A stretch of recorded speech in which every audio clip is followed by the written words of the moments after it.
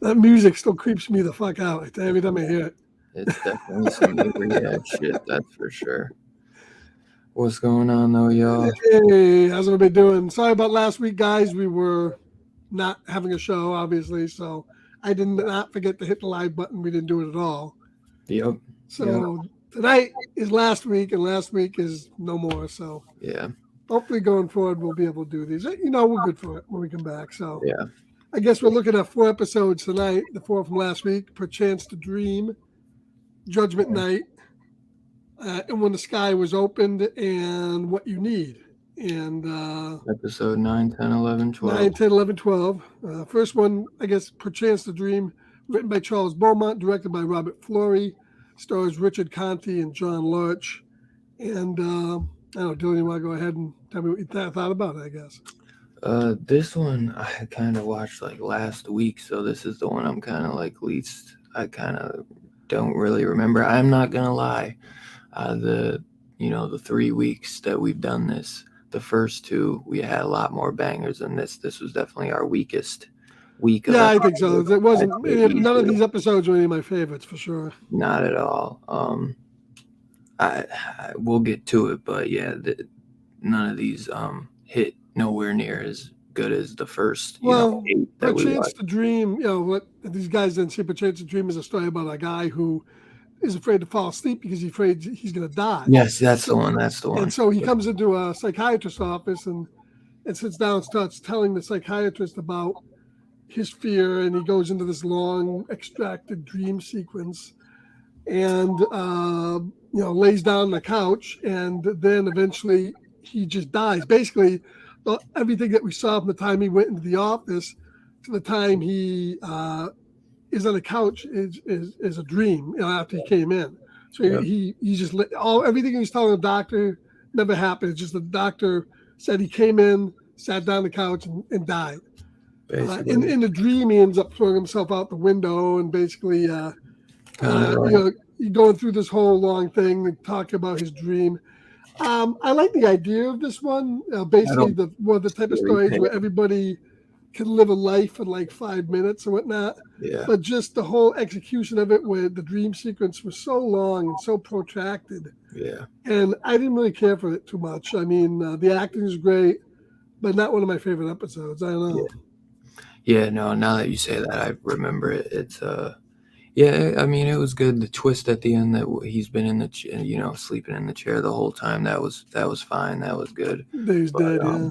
the only thing I'd say is that it kind of touches on that part where that old little folk tale that if you fall off a building in your dream, Oh you'll yeah, die in real life. yeah. I didn't really think about that, but that's true. Yeah, Yeah, I mean, I don't think that. I mean, we don't know what his fear killed him. I guess as soon as he walked in, he was dead.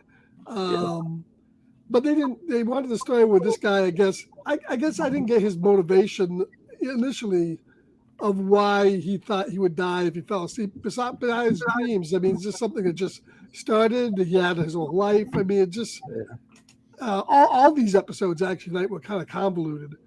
yeah, And this one, Richard Conte, who was a big TV actor in the day, I mean, he did an okay job. yeah. Um, and this is one of the ones written by Charles Beaumont, who's one of the producers, and he does a lot of writing on the show. Mm, And I guess I like the basic story of it. Wasn't too thrilled about the execution, I guess. yeah. Yeah. It could have got into a little bit more on like what's going on with his dreams and why he's so afraid. But yeah, I feel you. It could have been a little bit. And just the depiction of the dream with that circus and the girl ends up being the secretary. I mean, it was interesting, and we've seen it before, but of course, this was probably the first show that ever did it. So back then, you never would have seen it before. Yep. Um, so an okay episode, but a little on the weak side, I thought. The twist at the end was okay, but I've seen better. Um, before we move on to the next one, Dylan, any more you got to say about it? The actor did good. The doctor was fine. The nurse, you got the little twist with the nurse, or not the The nurse, but secretary. the secretary, and you know, it just kind of, I wonder if Wes Craven watched this and got inspired at all from his Nightmare on Elm Street, but um, yeah, it was a decent episode, very subpar. Definitely not my favorite. I thought I remembered liking this one a little bit more, but um, it it's interesting. Like I said, the twist at the end is the best part, that he's been sitting on that couch the whole time. Yeah, But basically. the only other thing is, I just always remember as a kid, I was that dream that if you dreamed yourself falling off a building and you would die in real life, so that was the only thing that made it a little scarier to me. But yeah, I feel like that was definitely a big part of this episode, that fear that people would talk about in real life, kind of one of those little Yeah. wives' tales or whatever. Before we get into the next episode, let's say what's up to the chat though. We got P Money up in here. What's up, brother? Government Cheese, Scarpad's Domain. We got Two Gun as always. What's up, my brother? And nah, man, not high. I wish. More like just depressed as fuck. But that's just my own personal issues going on. So yeah, Yeah, don't take not these, and these shows didn't help. Yeah, no, man. I was trying to watch, and I was like, man, I hope that these shows, and then you sent your message out, like, yeah, I'm not really feeling these. And I was like, thank God it's not just like me being like down as fuck. Yeah. Well, the next one is a little bit better, I thought. Judgment Well, that's Night. fun.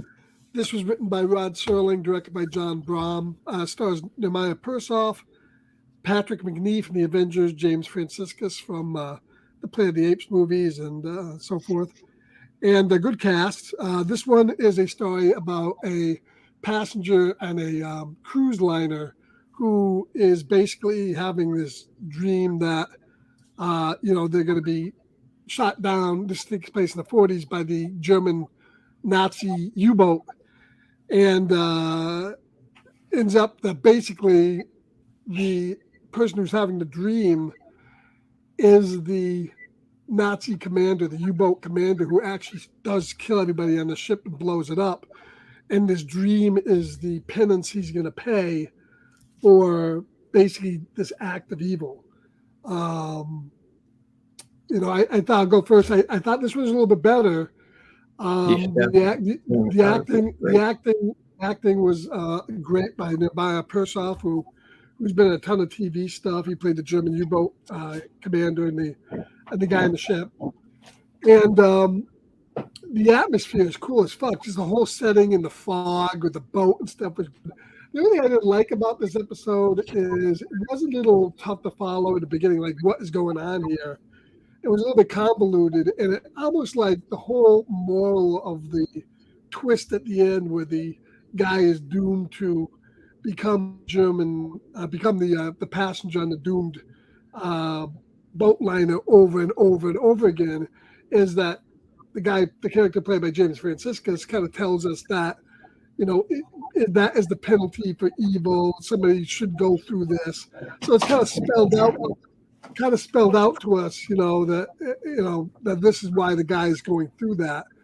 But I thought it took a long time to get to that, and a long time to get to the ending where he is the same guy as the guy who murdered the boat.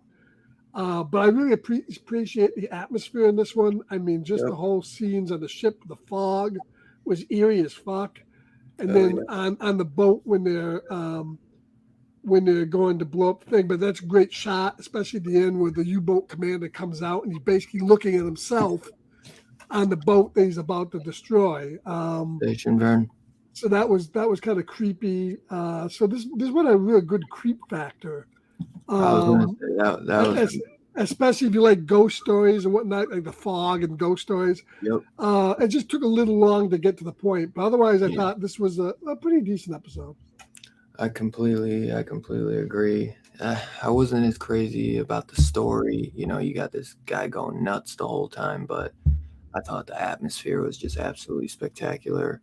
The whole vibe on the boat and everything, definitely getting fog vibes. I was like, damn, man, they were pulling this off back in the, what is it, 60s, and Carpenter had some trouble doing this when it was in the early '80s. So with the fog, but yeah, this was kind of like the same type of Flying Dutchman story where in the yeah, 40s and 50s you always had these like tales of ghost ships yep, full of like dead Nazis or dead pirates going yep, around, and that's kind of what this was.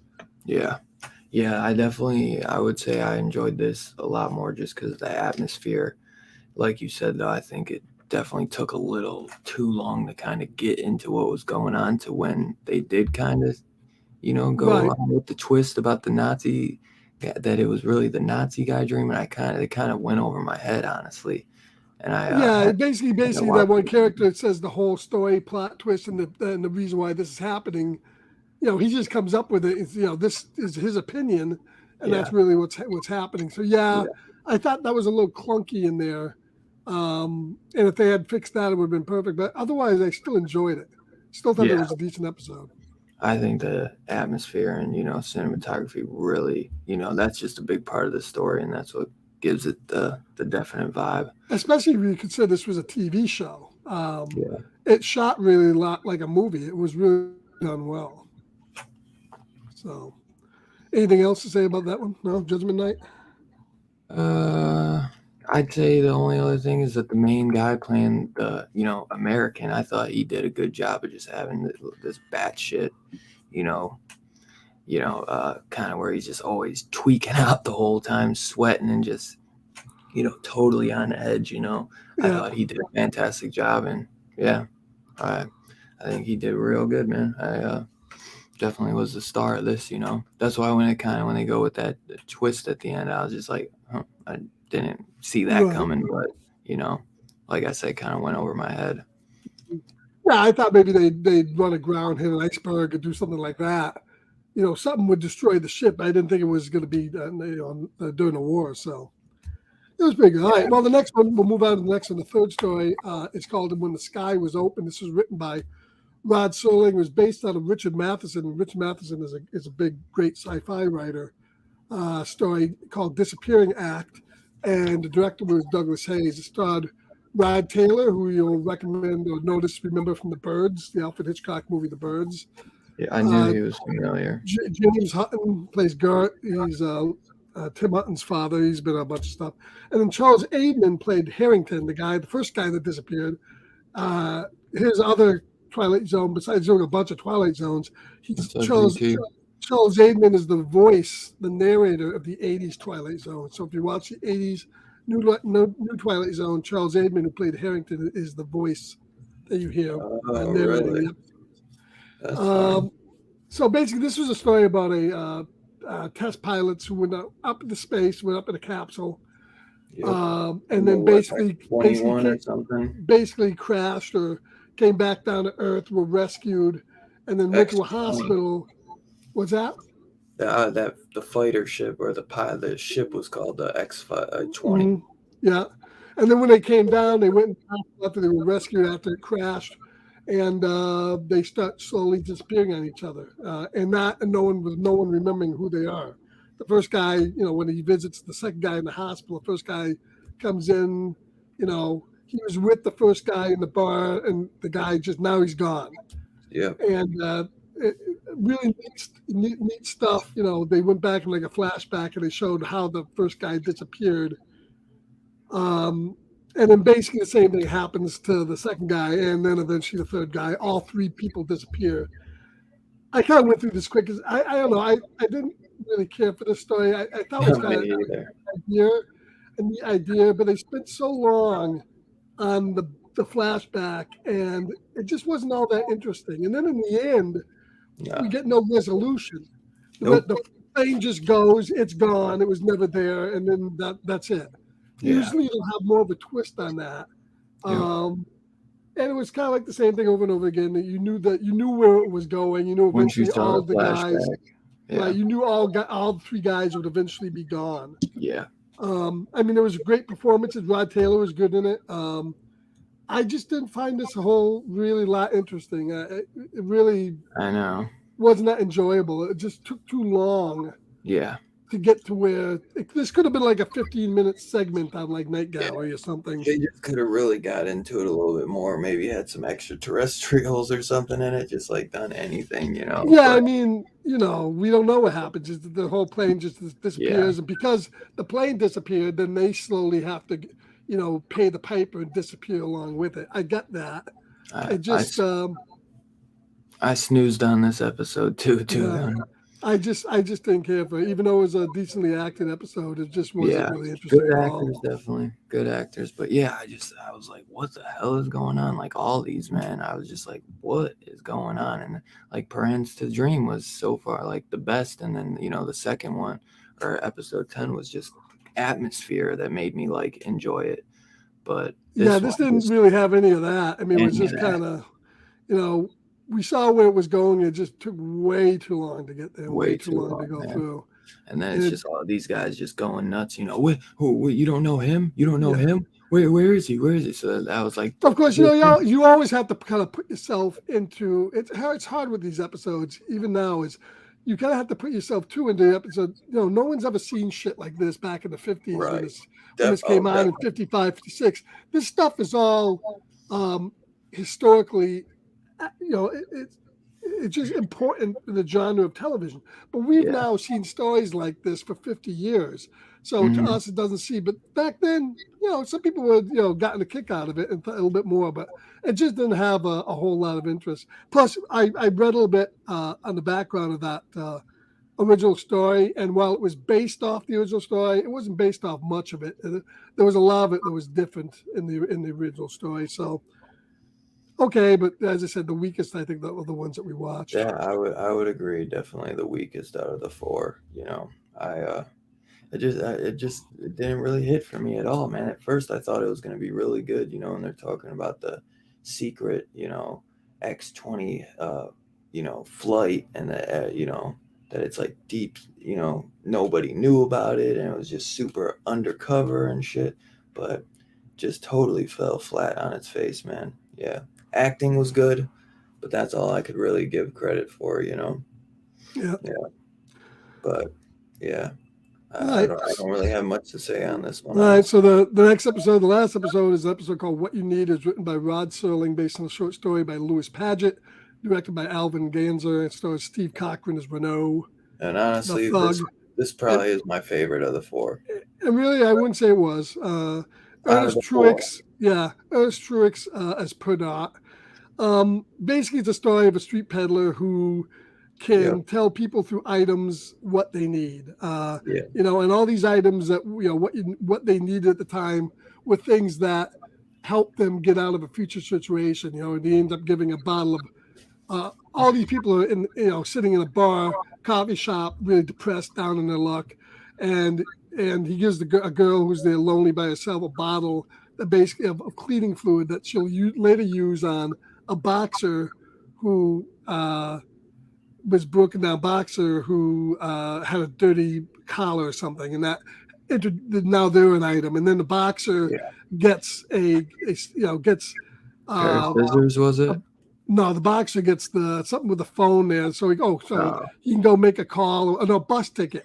And then he ends up finding out that he's going to be the manager of this team, and the bus ticket is what now he needs. And then the main guy, the bad guy, gets a pair of scissors, and we find out he's going to need them later on because when he goes home to his hotel, his scarf gets caught in the elevator. It's going to choke him, and he cuts it. And then that's not where it ends with this bad guy. Now he's going to extort this little guy, make him give him racing for him so he can get rich and wealthy. And he's never going to let up. Never going to let up on this guy, even though the guy only helped those other people out once. But this guy was really going to extort him for everything he's worth.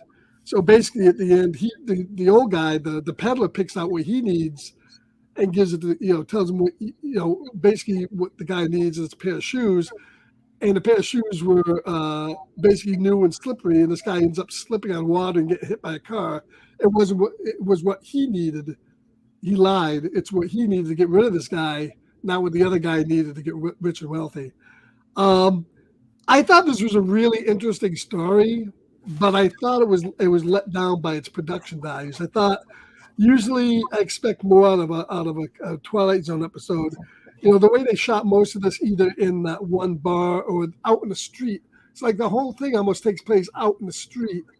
And I just didn't think it was shot other way. We see so many of these peddler type episodes. The one for the Angels was another one. Yeah. And there's going to be another one coming up in a while where the guy gives him a penny that stands on edge and stops time and whatnot. There's so many of these. This is repeating so much. What's that? I have a weakness for the peddler ones. I do like the peddler. Yeah. They're very simple to kind of do at times. I do like the peddler ones. This is a good story. It just wasn't one of my favorite of the peddler ones, but it definitely. Yeah, it's not one of my favorites. It's definitely one of the stronger ones here that we reviewed tonight. Yeah. Good performances. I like the fact this is the first time we saw like a bad dude on the Twilight Zone. Like usually it's poor guys getting come up, and sometimes this is the first time we see a dude that really needed it, to get what's coming to him. Although there'll be other ones coming up. Yeah. So what did you think about this episode, Dylan? Like I said, I think this would probably be my favorite of the week. I have a softness for the peddler episodes. It's not my favorite peddler episode in the Twilight Zone, but it's just out of the week. It's one of the better stories, at least. I think the guy who plays the peddler is very good. You kind of feel for him at times, like when the bad guy, kind of comes in and figures out like what he is and wants to just kind of make his money off him and be like, we could be doing so much more, and he just knocks his shit all over the place. But I thought the peddler was very, soft-spoken and just he did good. It was a different type of peddler than like the evil peddler. Like he was actually, he's trying to use his stuff for good. You know what I mean? Right. Not to kind of get over on people. So that was where I kind of like it, where it's a little change of pace. And I forgot the other peddler, the one that was in the Western one. That was a peddler too. Yep. So we've seen a lot of it. Even in not 10 episodes in, we've seen 3 peddlers. Huh? 3 peddlers. Seriously. So was it like Sterling was going, shit, what are we gonna do this week? Oh, peddler. What does this peddler do? Well, this peddler does this. Yeah, man. The Twilight Zone made their bones on peddlers. But yeah, I think I would definitely say that this was my favorite of the week. We didn't get to rate any of the 4, so we'll start off. What would you rate this one? Well, you want to start with number 1? Or you want to start off with this one? Well, go ahead, start with 1 then. We'll work our way backwards. So this one, I like it. Out of 5 Twilight orbs or whatever we're rating this on. Are we rating them that way? No, we're just rating like. Oh, we're gonna just rate the best one that we liked. You can rate all 4, and then we just. Well, if you're gonna go to 5, I would say this one would be about. I would say about 3.5 on my score. About middle of the road Twilight Zone. Yeah, I'd agree 3.5. Not the best, but basically solid. Yeah. And then if you to do number 4, which is the we're going back. Oh, the one with the astronauts.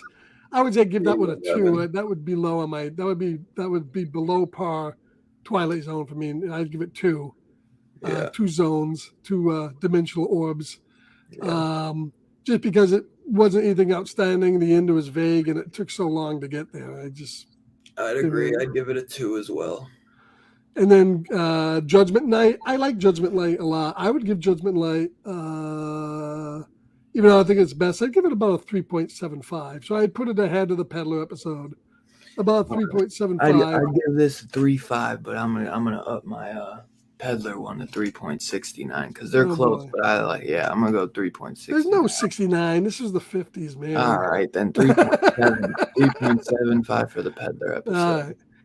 So I'd say about 3.5 for me. And then going back to the atmosphere is crazy on this one. Yeah. And episode 9, the first one. Did we do? Wait a minute, hold on. Oh, that was for Judgment Night. Judgment Night. Perhaps a Dream. Right, and now Perhaps a Dream. I would say this one would be about 3. No, I take it back. 2.75. 2.75 for me. It's not the bottom of the barrel. It's not the middle of the road. It's like slightly below. Yeah. But I would have to say if we're rating, we're going to pick my favorite of the 4 that we watched tonight or last week or whatever. For me, It it's would have Judgment to be Night. this week, bro. Yeah. So for me, it's Judgment Night. Is Just I pick think the your best out of favorite my of the week. four. Yeah, favorite of the week is Judgment Night, the ghost ship, just because it was eerie as fuck. I thought it did a great job setting a mood. It was eerie. That's why I think Twilight Zone should be eerie, scary, quirky, and I loved it. So for me, Judgment Night would be my favorite this week. Man, you're making me want to almost because I've No, kind no, of. stick to your grounds, man. Stick I to your do. grounds. I do like that one is like very eerie though. Like Yeah. Davy. We gotta say of all these four, what was your favorite? I'll just go what you need, but I did they're neck and neck with the Judgment Day. Judgment Day and What You Need are very neck and neck for me, but I'll go What You Need this week.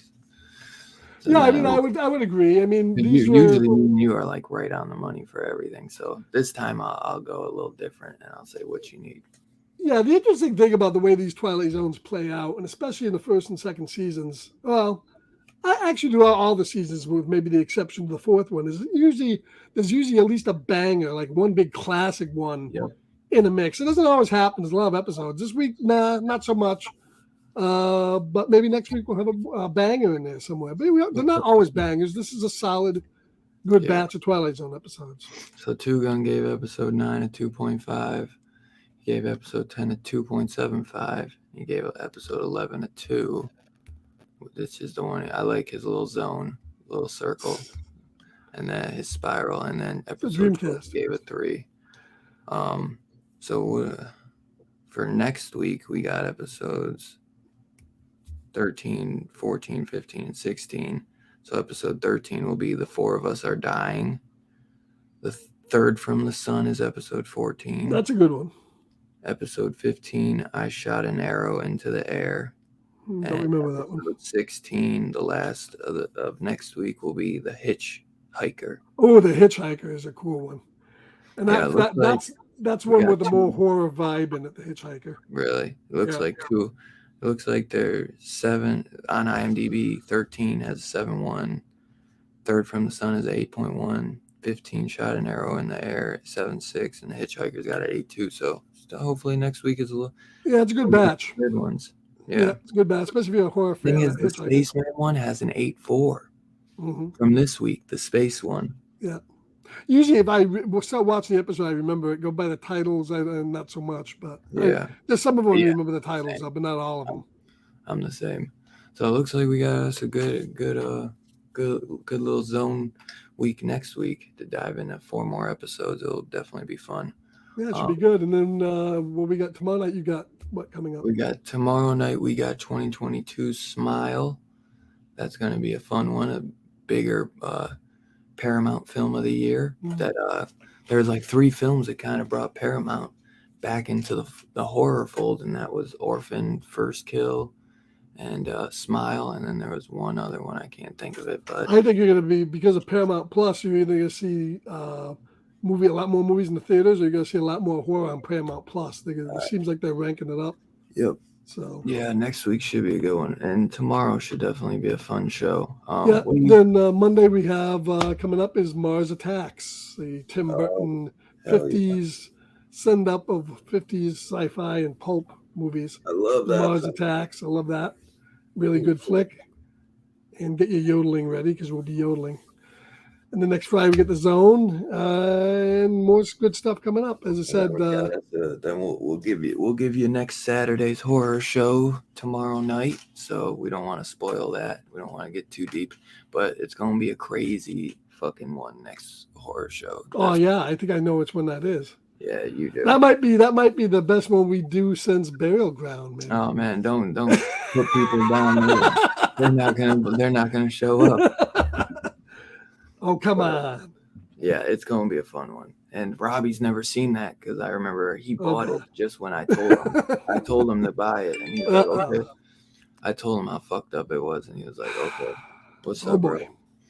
But yep, so got us a good little episode 13, 14, 15, and 16 Twilight Zone. Remember to do your homework this week. All episodes are on Pluto or Tubi. I think Pluto it is. Yeah, Pluto, and they're Oh, also on Paramount Plus. So yeah, if you don't have Paramount Plus, but if you do have Paramount Plus, you can also watch Smile on there, which we're reviewing tomorrow. And don't forget to skip the first 2 seasons of Star Trek Picard. It really sucks. and They say the third one's good, but now I think it's already burned me out. But we'll see. And then this upcoming Monday, you got Tim Burton's Mars Attacks, which will definitely be a fun one. Yep, and like Two Gun said, it's Pluto that has it. So yeah, but yeah, sorry, this one's gonna be a little bit of a short one, but at least we made it. At least we hit the live button. We will be back tomorrow, 7:30 p.m. Eastern for Smile. So that's gonna be a fun one for sure. I appreciate all y'all coming in. Like I said, sorry if I was a little down in the dumps. I just got a bunch of bullshit going on. So, but I didn't want to leave a Scarpad hanging this week, and I wanted to get this one out the way since it was a couple weeks worth, couple not as good zone episodes. Since we can get on to some good shit next week. Get these ones out the way and get to reviewing some good Twilight Zone episodes. Yeah, though, I can't wait. Remember episode 13, 14, 15, and 16. And Smile tomorrow and Mars Attacks this Monday. And I'm not sure what Robbie's doing, but I'm sure we'll announce that tomorrow. So come check us out tomorrow night, 7:30 p.m. Eastern, to figure out what Robbie will be doing as well and to figure out what next Saturday's horror show will be. As always, man, I appreciate y'all that came out and hung out with us. You guys are the best. Yep. What's up, Comics from the Bay, or Comics by the Bay? Everyone catch that replay if you missed anything, and hit that like on your way out. As my man Two Gun said, thank you as always, brother. Stay out of the zone. Yes, We'll sir. See you next week. See you next week. Love y'all, man.